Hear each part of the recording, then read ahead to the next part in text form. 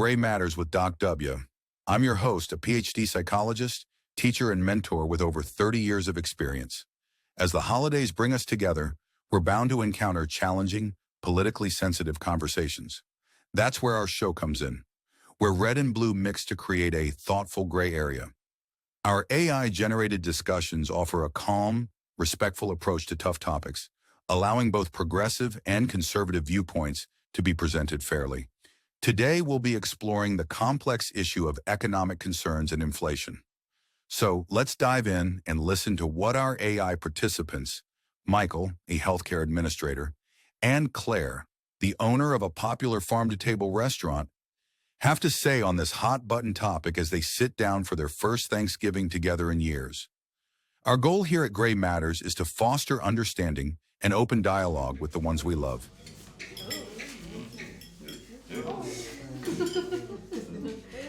Claire, it's wonderful to see you again. It feels like it's been ages. How's your restaurant doing these days? Too long, Michael. Business has been rough lately. Food costs have skyrocketed, and I've been forced to increase menu prices just to keep the doors open. Customers aren't happy about it, but what choice do I have? How are things going at the hospital? Challenging indeed. Inflation's hitting us hard. Equipment costs are skyrocketing, and medication prices are through the roof. It's a constant struggle to stay within budget without compromising patient care. How are your employees coping with the rising costs? They're definitely feeling the squeeze. A few of my servers have taken on second jobs just to keep up with rent and gas prices. I'd love to give them all a raise, but the margins in this business are already so tight. It's maddening because I feel completely powerless. Everything seems to be spiraling out of my control. I understand that. Inflation affects everyone. Families find it hard to afford necessities, and businesses face pressure from all angles. But we need to examine the larger economic picture. Corporate greed is a significant factor. Many major corporations have reported record-breaking profits while simultaneously increasing prices. That's not just unfair, it's unethical. I'm not sure it's all greed, Michael. Businesses have to adapt to market demand. Inflation's roots go deeper, like the government overspending during the pandemic. Stimulus packages pumped too much money into the economy, and now we're paying the price. The government's spending certainly contributed, but we can't overlook international influences. COVID-19 wreaked havoc on supply chains worldwide, while the conflict in Ukraine caused energy and food prices to skyrocket. And let's not forget about corporate greed. Many businesses hiked their prices well beyond what was necessary to cover their rising expenses. Fair enough. Global factors do play a role, but the government needs to tighten its fiscal policies. The Federal Reserve waited too long to raise interest rates, and now businesses like mine are grappling with higher borrowing costs. Reducing government spending could help stabilize the situation. I understand the importance of fiscal responsibility, but we need to be careful about where we make cuts.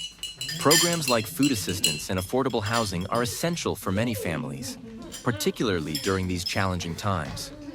Reducing funding for these programs in the midst of an inflation crisis would disproportionately affect those who are already struggling to make ends meet. We should be looking for ways to support our most vulnerable citizens, not make their lives harder. There are other areas where we could potentially trim the budget without causing such direct harm to people in need. But isn't it unfair for small businesses like mine to shoulder so much of the tax burden while big corporations exploit loopholes? We need to lower taxes for small businesses to keep them afloat and focus on closing those corporate tax loopholes. It's about creating a level playing field and supporting local economies. Without relief, many of us won't survive, and our communities will suffer. We're not asking for handouts, just a fair chance to compete and grow. I agree that tax reform is long overdue. It's simply unacceptable that major corporations like Amazon are able to pay little to no taxes. However, I believe we also need to focus on investing in renewable energy sources. This would serve two important purposes: reducing our dependence on volatile oil markets and potentially lowering energy costs for everyone. Additionally, a shift towards renewables could create many new jobs in that sector. We need to address both tax fairness and our energy future to build a more stable economy. Renewable energy sources show promise, but they're not an immediate solution. Increasing our domestic oil production would more quickly stabilize gasoline prices and provide much-needed relief to families across the country. The real challenge lies in finding the right balance between addressing our short-term energy needs and working towards our long-term sustainability goals. That's the key to a successful energy policy. I understand your concern, but we need to consider the economic impact of limiting oil production. Climate change is a serious issue, yes, but so is energy security and affordability. Natural disasters have always occurred, and their costs are complex. We should focus on balanced solutions that address both environmental and economic needs. In the long term, gradual transitions and technological innovations may offer more sustainable paths forward than abrupt changes to our energy systems. True, but people need relief now. Rising food, gas, and rent prices can't wait for long-term solutions. We must address the immediate crisis while also planning for the future. The question is, how do we balance short-term assistance with long-term strategies? We need solutions that provide immediate relief to those struggling, but also lay the groundwork for sustainable economic stability. It's a delicate balance, but one we must strive to achieve for the well-being of our citizens. Let's think this through.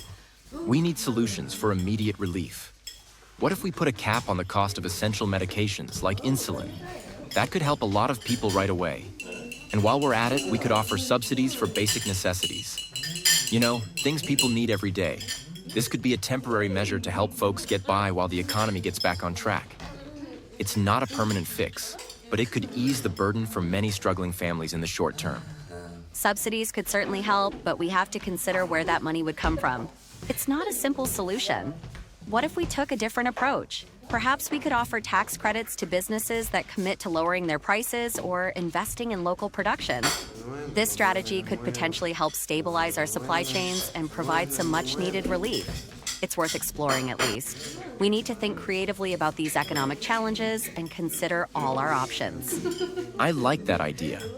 And when it comes to housing, we could expand access to affordable options through public-private partnerships. High rent is one of the biggest drivers of financial stress for families. By working together, we can create more low-cost housing solutions and help ease that burden. Agreed. Here's another idea. We should streamline the permitting process for infrastructure projects. This would boost construction activity, create more jobs, and help our economy recover faster. By cutting through red tape and bureaucracy, we could get critical projects off the ground sooner. It's a win-win situation. We improve our nation's infrastructure while stimulating economic growth at the same time. What do you think about that approach? Absolutely. We could pair that with tax incentives for companies that provide living wages and comprehensive benefits. Workers need a sustainable way to keep pace with inflation without depending on government assistance programs. Now we're making real progress. By linking rewards to results, we might actually see some meaningful change. This approach of pairing motivation with responsibility could be the key to driving genuine improvement. It's not just about offering carrots or wielding sticks anymore. It's about creating a system where people are encouraged to perform well and held accountable for their actions. This could be the breakthrough we've been looking for in terms of affecting real, lasting change. You know, Claire, I didn't expect us to agree on so much. It's refreshing to have a genuine conversation about these topics. I agree, Michael. When we look beyond the rhetoric, it's evident that we all share a common goal, a brighter future for everyone. The challenge lies in finding the right path to achieve it.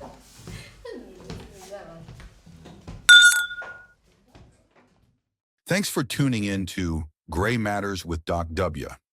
Our AI-generated characters and dialogue today aim to shed light on complex political issues by presenting both sides fairly without the heat that often accompanies family debates.